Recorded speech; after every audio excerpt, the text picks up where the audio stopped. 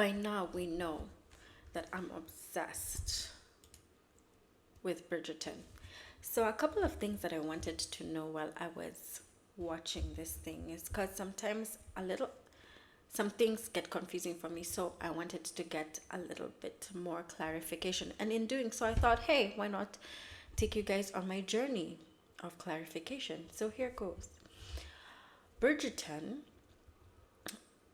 is set between 1811 to 1820, also dubbed the Regency Era, when Great Britain and Ireland was coming to the end of the Gregorian era. And I have gotten this information from an article off of Capital FM. Ooh. So it's by Capital Buzz. You can look it up online. Unfortunately, I can't. Let me check to see who the author was. Unfortunately, they do not credit the author of this article, but it was written on the 16th of May 2024. So if you're interested, you can check that article out.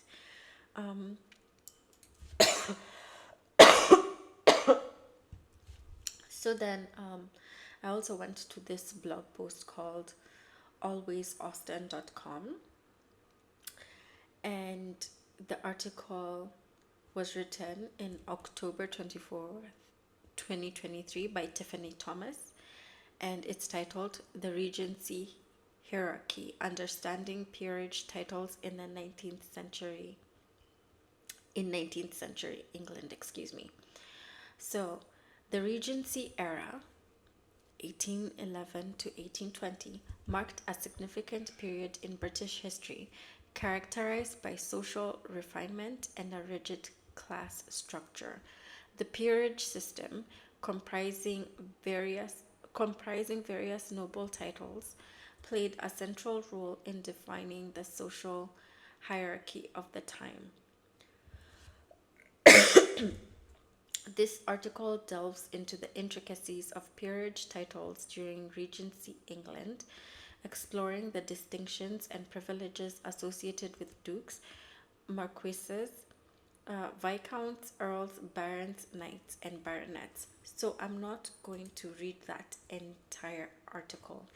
What I wanted to get clarification on was what peerage means. So according to Britannica.com, peerage is defined as a body of peers or titled nobility in Britain. The 5 ranks of British nobility in descending order are Duke, Marquess, Earl, Viscount, and Baron. I'll just end there. It goes on to read some more, saying until 1999, peers were entitled to sit in the House of Lords and exempted from jury duty. Titles may be hereditary or granted for life. Then finally, let me see what I have here. Okay, finally, according to historicuk.com, the title is The British Peerage, and it's written by Ellen Costello.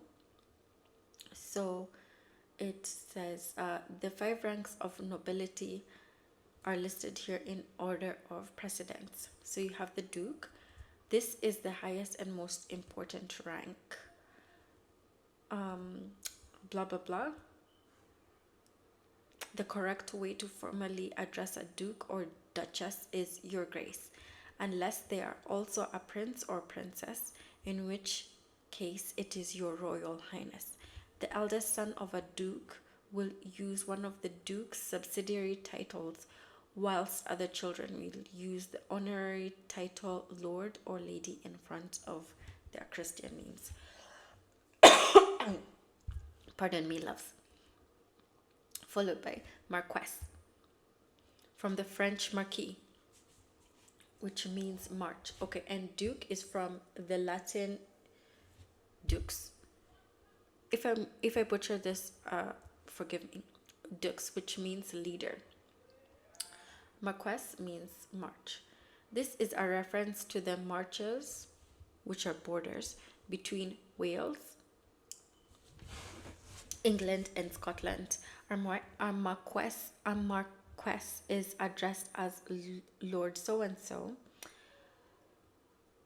The wife of a marquess is a marchioness, known as Lady so and so, and the children's title are the same as those of a duke's children.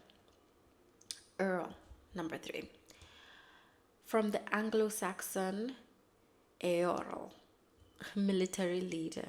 The, the correct form of address is Lord so and so.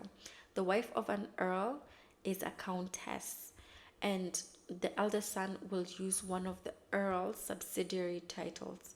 All other sons are honorable. Daughters take the honorary title lady in front of their Christian name.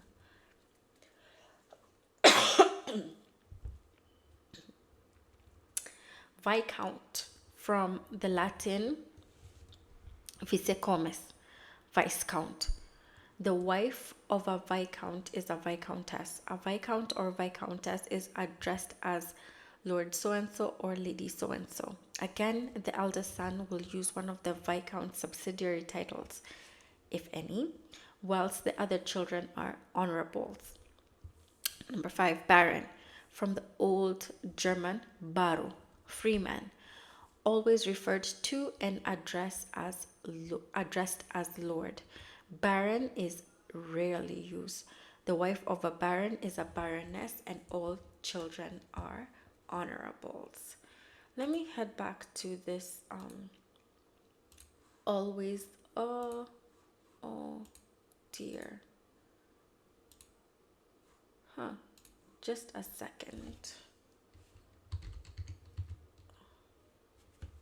Always Austin.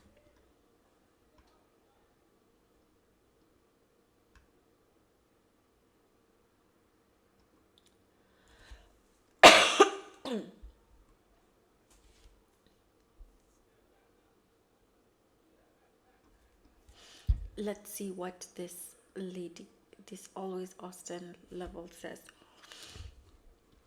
So dukes, the highest rank of the British peerage, held immense social and political power during the Regency era. Their titles were hereditary and granted by the monarch, making them part of the royal family or closely connected to it. Dukes governed vast territories known as duchies and were addressed as Your Grace. They ranked above all other nobles and were addressed as My Lord Duke. So we can see Simon Basset was a very powerful person because he inherited a very powerful rank slash title. Again, Duke of Hastings. Marquesses or marquises, Lord of the Marches. The title of Marquess, also known as Marquis, ranked below that of a Duke but above Earl and Viscount. Marquesses held territories on the borderlands known as marches, and their titles were also hereditary. I think we have read this.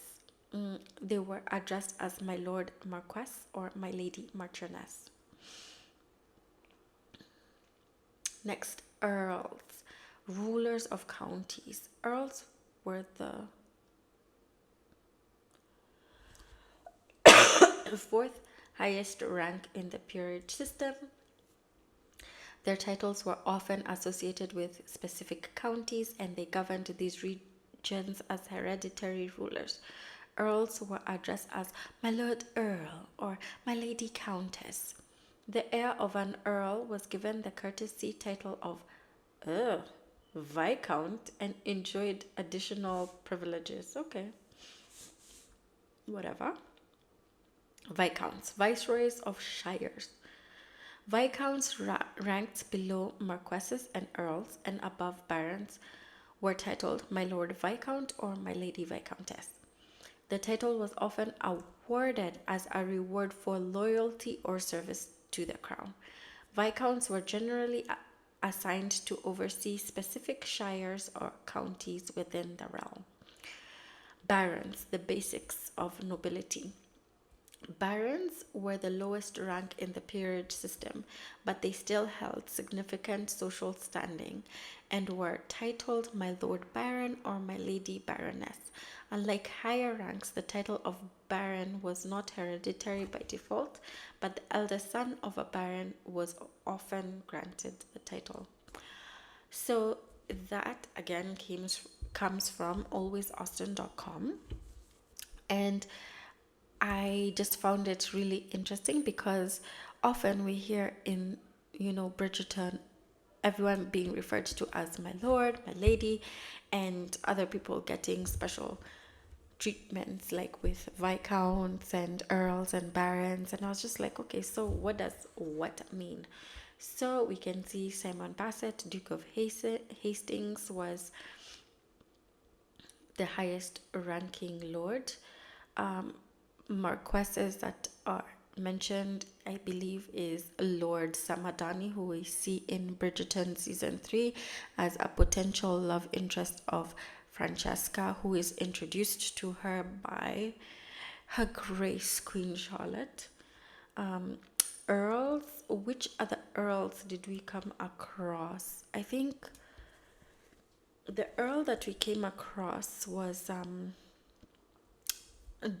John Sterling.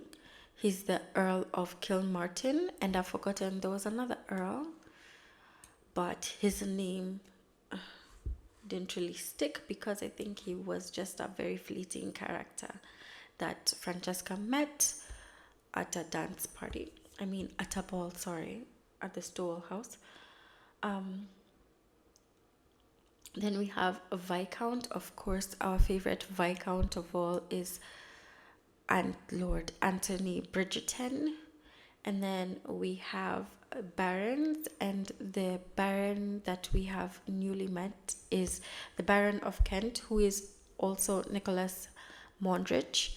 He's Will and Alice's son, who's new to the ton, and then, or new to inheritance. And then I also found out that Archibald Featherington, who was Lady Featherington, aka Portia, her late husband was a baron, and also cousin Jack Featherington, was also now the next he's the new baron of the Featherington estate. And whoever of the girls produces an heir, that heir will become a baron. So thanks for sticking by and learning about the peerage system with me, and I hope you learned something new. Yeah, that's it for me. See ya.